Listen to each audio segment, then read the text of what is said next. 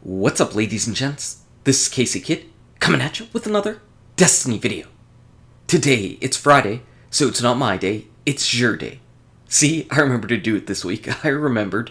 Now Jur is over here in the REEF, and we're gonna go see what he's got in his inventory, and we are definitely going to grade him.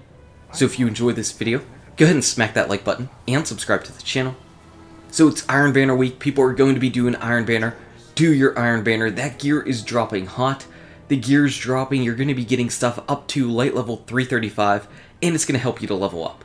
Nobody's around Jur, which makes me a little bit nervous, and whenever we see what he's got in his inventory, it is definitely a roller coaster ride. Jur's going to get some highs, and he is definitely going to get some lows.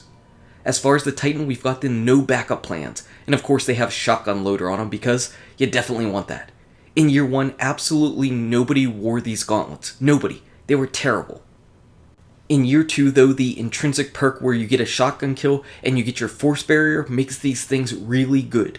Obviously, they are only suited for the Defender Titan, but they work really well in PvP with the Defender Titan. Pretty much, if you're on a Defender and you're in PvP, you're wearing these, and you're going in with your shotgun blazing. They're very good there. Make sure you've got your strength up, though, because one weird thing is that the shotgun overshield that you get actually comes from your melee override. So if you don't have your melee override up, you're not going to be getting that overshield. Just something to keep in mind. These are the go-to exotic gear to put on your Defender Titan, so they are getting an A.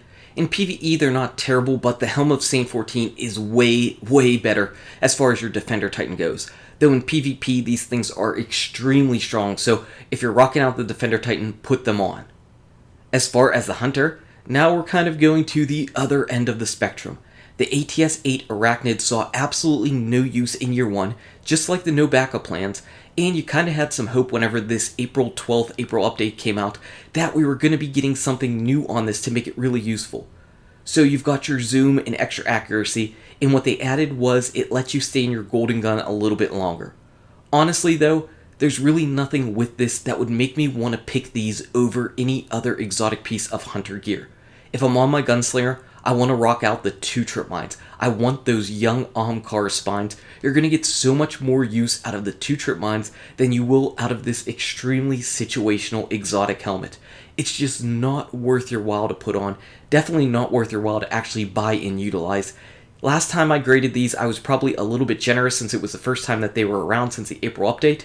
Now we're going to give these things a nice solid F. And I think that's pretty well deserved. I just don't see why you would want to put this on and waste your exotic slot on your hunter with this. You have much better options. Next up, we've got the Warlock and the Starfire Protocol.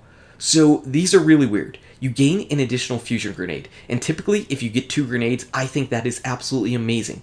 But this is extremely specific. You get an extra fusion grenade and that's it. Well, if you're on your Sunsinger, you already have the ability to get 2 grenades. So why would you want to put on an extra piece of exotic gear that's only going to give you a fusion grenade? It just doesn't make any sense. Everybody already rocks out that perk for 2 grenades unless they're running the double burn, but then whenever they're running the double burn, it's because they have Firebolt on and not fusion grenades, because fusion grenades really don't need a burn on them.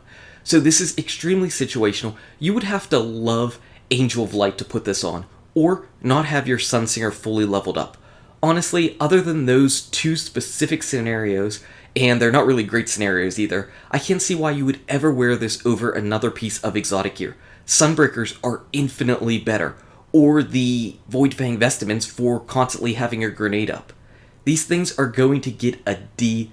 It's just not worth running the burn on fusion grenades. Fusion grenades are supposed to be 1 hit, 1 stick, big time kill, and that's it. If these let you get any other grenade, then I think they would be really useful and extremely overpowered, because people would be running the double Firebolt grenades with the double burn. But it doesn't do that, and they deserve their D. As far as the weapon goes, we've got the Bad Juju. The Bad Juju is an exotic that feels exotic, and that sounds redundant, but you don't often see that in the game. This gun is pretty much the embodiment of what all exotics should be. It's a pulse rifle that fires in full auto, but that's not it. Its special perk basically lets you get your magazine refilled on a kill.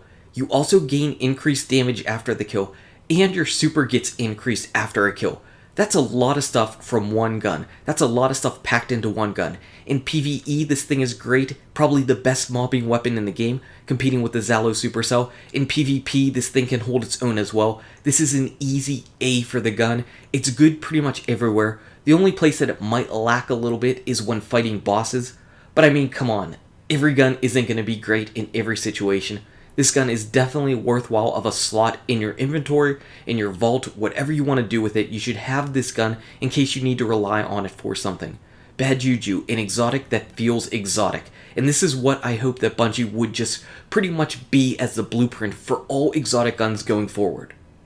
As far as the Legacy Ingrams, remember, these will only give you year 1 gear. If you didn't pick up those Sunbreakers last week, and you really want them, you could potentially roll your luck on those and then go and buy them from the kiosk afterwards. I would say just to kind of avoid it, they're pretty much overpriced, and again, they only give you year 1 gear, and I can't think of any exotic arm pieces that you would just be dying for to spend that many strange coins on. For me, of course, I'm going and buying my 3 of coins. I haven't had a whole lot of success this Iron Banner with my 3 of coins, but then again, you all saw my Nightfall video from this week, and I had a lot of crazy luck with the 3 of coins in that Nightfall, so I'm really not complaining. So sure, he had his highs, he had his lows. It's not like last week where I got those Sunbreakers, and I am extremely grateful for those. You can see that I already put them up to 335 thanks to my Iron Banner gear that I ended up getting. Some Iron Banner 335 arms, they went directly into those Sunbreakers. So that's sure this week. Are you buying anything? Anyway, guys and gals, thank you so much for watching. If you enjoyed this video, smack that like button and subscribe to the channel. Check out these awesome videos. Good luck with your raids, your drops, your Jur, and I'll see you around in Destiny. My backup plan is Bad Juju.